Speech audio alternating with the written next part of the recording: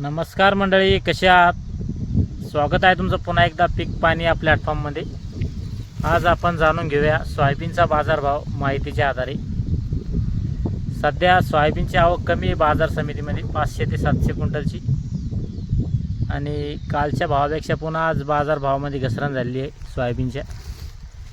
जी soybean काल 7100 विकली होती, ती सोयाबीन आज 7000 ते 7050, म्हणजे 50 ते 100 रुपयाची घसरण पाहायला मिळाली सोयाबीनच्या भावामध्ये.